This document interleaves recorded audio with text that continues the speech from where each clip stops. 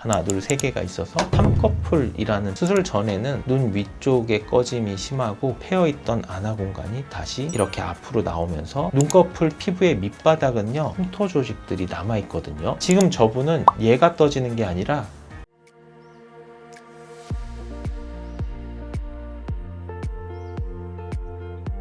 안녕하세요. 성형외과 전문의 닥터롬이에요. 오늘은 극한 눈에 대해서 얘기해 보려고 해요. 극한 눈이라는 말이 의학적인 용어는 아니에요. 성형외과는 아무래도 환자들과 소통하는 언어 중심으로 많이 얘기가 되는 것 같아요. 극한 눈이라고 하면 뭔가 무시무시한 눈일 것 같고 이걸 해결하는 것도 굉장히 어려울 것 같고 과도한 비용을 책정하기 위한 프레임이 아닌가 이런 생각을 해요. 저희가 그래서 오늘은 극한 눈을 가진 한 분의 케이스를 보여드리면서 얘기를 해볼 생각인데요. 보통 이런 눈을 갖고 오시면 극한 눈이라는 얘기를 하게 되죠. 이분은요 52세 여자 환자분이시고 30년 전에 절개 쌍꺼풀을 하신 분이에요. 근데 딱 봐도 눈을 뜨기가 되게 힘들 것 같잖아요. 소세지 같은 느낌의 눈을 거의 2, 3년 동안 경험하셨고 이후로도 눈이 잘 안 떠지는 채로 30년을 사셨다고 해요. 그러다가 유튜브에서 영상을 보시고 해결할 수도 있겠다라는 희망을 갖고 저한테 오셨던 분이에요. 그래서 어떻게 보면 어느 병원에 가도 이 눈은 잘 해결이 안 될 거다, 극한 눈이다, 이런 얘기들을 많이 들었던 것 같아요. 근데 사실은요, 원칙적으로 되돌아가면 어떤 눈이든지 구조적인 원리 그리고 해부학적인 형태는 다 동일하거든요. 결국 우리가 도달해야 되는 이상점도 동일해요. 수술을 하더라도 더 안 좋아질 가능성이 있어서 말려야 되는 상황인 경우가 있기는 해요. 근데 대부분의 경우 수술이 가능하다고 하면 원래의 조직들을 분리를 해서 원래의 해부학 구조를 그대로 되살리는 것, 이게 결국 재수술의 이상향이거든요. 그렇다고 하면 사실은 어떤 케이스더라도 수술의 과정이나 방향성은 아주 크게 벗어나지는 않아요. 그래서 저희 병원은 환자가 수술이 2번째다, 3번째다, 혹은 10번째다 라고 해서 비용이 엄청 차이 나진 않거든요. 해야 되는 수술의 내용에 따라서 수술 비용을 책정하지, 단지 이 사람이 수술을 여러 번 했다, 혹은 남들이 보기에 많이 안 좋다, 이걸 가지고 비용을 측정하지는 않아요. 그래서 이분이나 단순히 쌍꺼풀을 낮추는 분이나 수술의 과정이나 비용에 따른 차이는 크지 않은 게 저의 방침이기는 해요. 결국에는 쌍꺼풀 재수술에 있어서의 이상향은요, 대칭이 맞고 눈동자가 적절하게 노출이 되는 것, 그리고 눈을 뜰 때 저항이 없이 편안히 움직이는 것, 그리고 본인에게 가장 자연스럽게 어울리는 쌍꺼풀 라인의 높이를 잡아주는 것, 결국 이거를 찾아가는 게 재수술의 지향점이거든요. 수술의 과정이 뭔가 엄청 특출나게 들어가는 건 아니에요. 물론 유착이 많고 수술의 과정이 많았을수록 수술에서의 필요한 세밀함은 더 있어야 되는 거는 맞지만 어마어마한 기술이 더 필요한 거는 사실은 아니에요. 눈 감았을 때의 눈을 보면 깊은 흉터가 있죠. 이전 수술에서 높은 라인을 잡기 위해서 눈 감는 근육을 일부러 제거를 했던 것 같아요. 그러면서 그쪽으로 약간 함몰된 흉터가 있었고요. 감은 상태에서는 요거까지가 우리가 알 수 있는 사실이고요. 눈이 떠질 때 잘 보셔야 돼요. 눈이 뜰 때 어디가 먼저 들어가느냐, 어때요? 쌍꺼풀 있는 라인이 먼저 들어가는 게 아니라 쌍꺼풀 위쪽 피부가 먼저 들어가죠. 쌍꺼풀이 생기려면 눈 앞에 있는 눈꺼풀 피부가 이렇게 안쪽으로 들어가주면서 쌍꺼풀이 생겨줘야 되는데, 반대로 이 위쪽 공간이 먼저 들어가게 되면 오히려 눈을 뜨는 걸 방해하는 현상이 생기게 돼요. 아래쪽에 있는 피부가 들어가기 전에 얘가 자리를 차지해 버리는 거죠. 쌍꺼풀 라인과 안검판이라고 하는 이 눈꺼풀은 이 위로 들어갈 공간이 사라져 버려요. 눈을 더 뜨려고 애를 쓰더라도 눈이 더 이상 떠질 수 없게 만드는 현상이 일어나는 거예요. 이것으로 인한 안검하수가 함께 생긴 형태이고, 삼꺼풀이라는 표현으로도 얘기하기도 해요.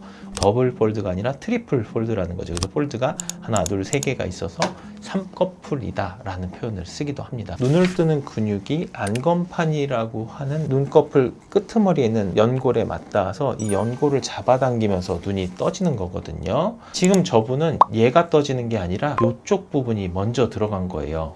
왜 그러냐? 이전 수술에서 여기다가 쌍꺼풀을 잡기 위해서 눈 감는 근육과 상안검검은 일부를 제거를 했던 거예요. 그러면 눈 뜨게 하는 근육의 끄트머리가 다시 여기에 붙어서 얘가 올라가 줘야 되는데 앞에 있는 지방과 근육층을 많이 제거하다 보니까 눈 뜨는 근육의 끄트머리가 이쪽 피부와 유착을 일으킨 거죠. 한머룡토로 패여 있는 절개 쌍꺼풀 라인만 살짝 들어가지고 삼꺼풀이 만들어지게 된 거예요. 결국 이분의 문제점은 상안검거근이라고 하는 눈 뜨는 근육이 원래 위치를 이탈해서 잘못된 위치에 부착된 구조적인 고장일 뿐이라는 거죠. 어떻게 해결을 해야 되느냐, 이 유착을 풀어주는 게 가장 중요하고요. 유착을 풀어낸 그 상안검근의 끝을 다시 안검판의 끝단으로 옮겨서 부착을 해주는 게 바로 두 번째 단계입니다. 가장 중요한 건 사실은 이거예요. 상안검거근이 붙어있던 눈꺼풀 피부의 밑바닥은요,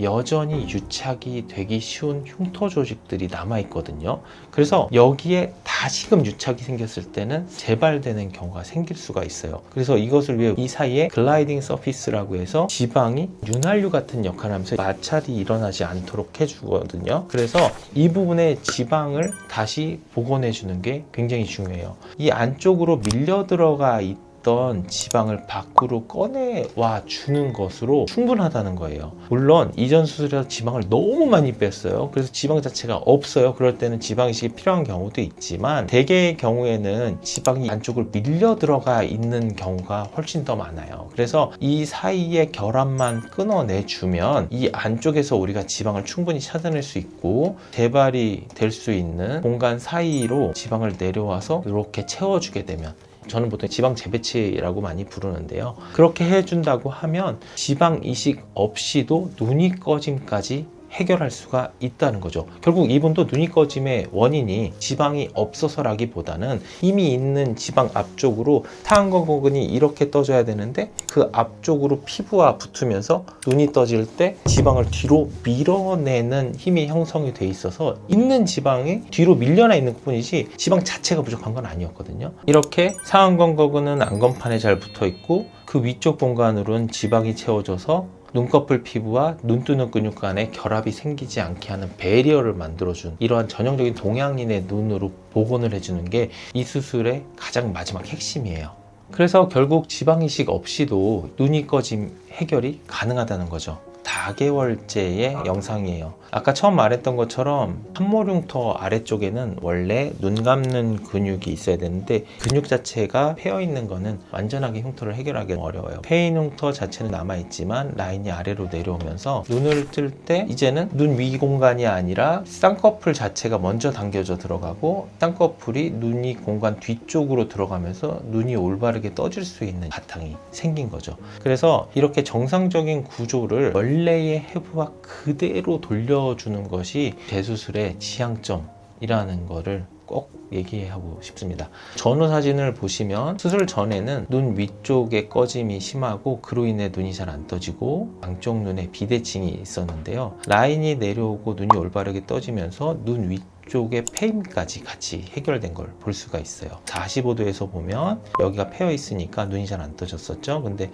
눈이 올바르게 떠지니까 패여 있던 안화 공간이 다시 이렇게 앞으로 나오면서 눈꺼풀을 충분히 덮어주고, 그리고 눈꺼풀은 그 뒷공간으로 들어가면서 눈동자가 전부 노출되어 있는 걸 확인할 수가 있어요.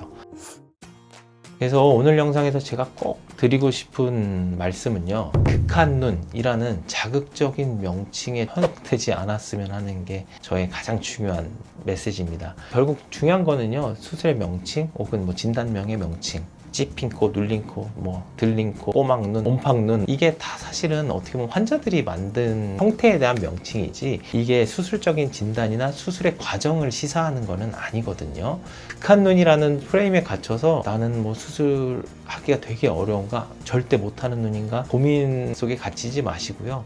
특별하게 더 어려운 경우, 특별하게 절대 못하는 눈, 이런 거는 사실 많지 않아요. 나는 이미 망한 거다, 그리고 이걸 해결할 수가 없는 눈이다, 절망감에서 사시지 마시고 성형외과 전문의와 꼭 상담을 통해서 대부분의 경우는 해결이 되거든요. 그래서 좋은 해결 방법을 찾을 수 있는 계기가 되셨으면 좋겠습니다.